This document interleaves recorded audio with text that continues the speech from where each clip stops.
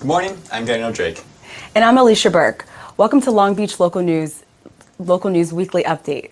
Please feel free to join our live chat and let us know your questions. We'll try our best to address as many as we can throughout the show. To start off, after reportedly reuniting over 1,500 migrant children with family members or sponsors from the emergency intake shelter at the Long Beach Convention Center, the U.S. Department of Health and Human Services announced that it is ceasing operations ahead of schedule at the temporary facility. Although the facility is closed and the children who are held at the convention center have been moved elsewhere, further transportation of unaccompanied migrant children continues. In the past week, there have been 2 separate arriving flights at the Long Beach airport. Over 300 children deplaned these flights and were escorted onto several charter buses going to unknown locations. Our team reached out to Mayor Garcia's office for clarification and were informed that the city as a whole is unaware and uninvolved in these operations. The Department of Health and Human Services has taken responsibility for these operations and corroborates the city's claims of their lack of involvement. Though this poses the question of why isn't the city more involved in the moving of hundreds of children through their airport without any system of checks and balances nor oversight? Actually, saw some of this happening right out here, huh? Yeah, each and every flight. This is only one of many that started the day that this facility opened, as far as we're aware of. Yeah, hopefully we get some answers soon. Well, it was exciting news, actually. After our initial coverage, certain senators in Iowa ended up taking this to Congress to be heard in front of a trial that's been trying to assess the transparency and efficacy of these operations and how to best treat these children.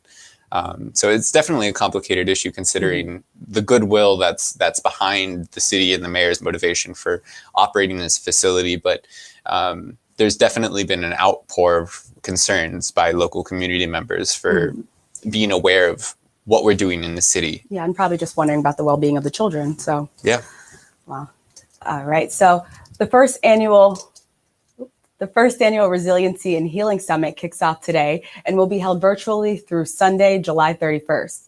The 3-day summit will allow justice-impacted community members to participate in hands-on workshops, healing circles, financial literacy seminars, and learn tools that will support them in navigating and rebuilding relationships.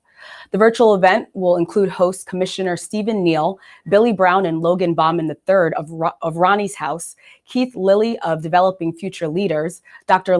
Leon Wood of Success in Challenges, and special guest Assemblyman Mike Gibson.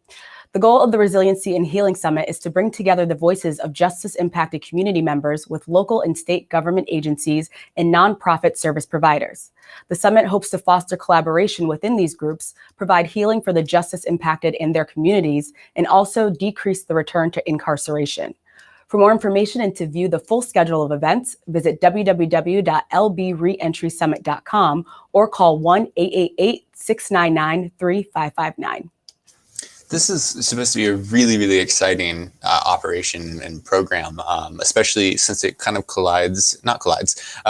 works with the same ideals and motivations as Doug Halpert, the district attorney who's working on addressing recidivism and making sure that people aren't falling victim to our justice system. Absolutely. But it's nice to know that the city as a whole is coming together on this issue. And even these workshops, for me, like the financial literacy, I think that's a really good way because they're coming out, and they really need to get involved into the community again. So it's a great way to kind of just learn and make some connections, I guess. Right. Providing resources rather than punishing. Absolutely. It's an exciting idea.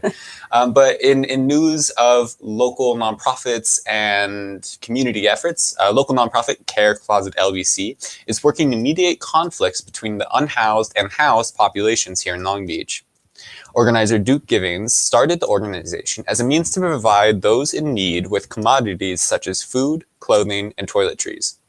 Care Closet LBC has since developed into a means of supplemented income for those living along the LA River. The organization now pays unhoused residents to collect trash for later disposal. Duke Givings describes the model as a way to satisfy everyone in the city by taking pressure off of the city organizations and personnel, clearing the city out from debris, and providing a source of income for those who need it.